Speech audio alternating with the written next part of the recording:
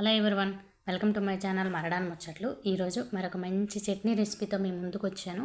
చాలా చాలా బాగుంటుందండి. వారంలో ఒక్కసారైనా ఇలా చేయండి, టిఫిన్ అయితే ఎంజాయ్ చేస్తారు. ఈ చట్నీ రెసిపీ చేయడం కూడా చాలా సింపుల్.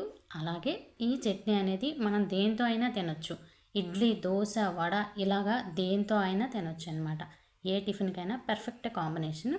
ఇలాంటి టేస్ట్ అయిన చట్నీని ఒక్కసారి ట్రై చేయండి. ఇంకా లేట్ చేయకుండా వీడియోలోకి అయితే వెళ్ళిపోదాము. ఈ చట్నీని చేయడానికి ముందుగా స్టవ్ పై కడాయి పెట్టండి. అందులో 1 కప్పుతో పల్లీలు వేయండి. ఈ పల్లీలు లో ఫ్లేమ్ మీదే నిదానంగా వేయించుకోండి. అప్పుడు చక్కగా వేగుతాయి అన్నమాట. ఇలా వేగిపోయిన పల్లీల్ని ఒక ప్లేట్లోకి తీసుకొని చల్లబరచండి.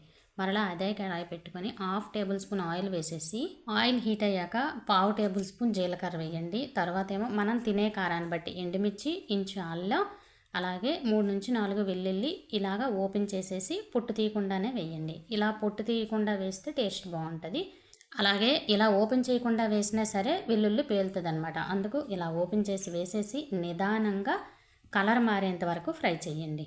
ఇలాగా లైట్గా కలర్ మారిన తర్వాత మనం ఏ కప్పుతో అయితే పల్లీలు తీసుకున్నామో అదే కప్పుతో 1/2 కప్పు వరకు పుట్నాల పప్పు వేసుకోండి. దీన్నే వేయించిన శనగపప్పు అని కూడా అంటాము. ఇది 30 సెకండ్స్ పాటు సిమ్లోనే వేయించుకొని ఇలా వేగిన తర్వాత స్టవ్ ఆపేసి కంప్లీట్గా చల్లగా అయిపోనివ్వండి. ఇందాక వేయించుకున్న పల్లీలు కూడా చల్లగా అయిపోయాక సగం గింజలకి పొట్టు తీయండి. సగం గింజలకు పొట్టు అలాగే ఉంచేయండి, టేస్ట్ బాగుంటుంది. మీకు నచ్చితే మొత్తం పల్లీలకు కూడాను పొట్టు ఉంచేయచ్చు అనమాట. ఇలాగా పొట్టు తీసిన గింజలను అయితే మిక్సీ జార్లో వేసుకొని ఇందాక వేయించుకున్న ఎండుమిర్చి, శనగపప్పు ఇవన్నీ కూడాను మిక్సీ జార్లో వేయండి. అలాగే కొద్దిగా కొత్తిమీర వేయండి, టేస్ట్ చాలా బాగుంటుంది. రుచికి సరిపడా ఉప్పు, అలాగే చట్నీ కన్సిస్టెన్సీకి తగ్గట్టు నీళ్లు వేసుకుంటూ చట్నీని ఈ విధంగా మిక్సీ వేసుకోవాలి. చూస్తున్నారా, ఇలా వీడియోలో చూపించినట్టు ఇలా ఉండాలన్నమాట. మరీ మెత్తగా కాకుండా లైట్ బరకుండేలాగా ఉంటేనే టేస్ట్ బాగుంటుంది. ఇలా గ్రైండ్ చేసుకున్న చట్నీని ఒక గిన్నెలోకి అయితే వేసుకోండి.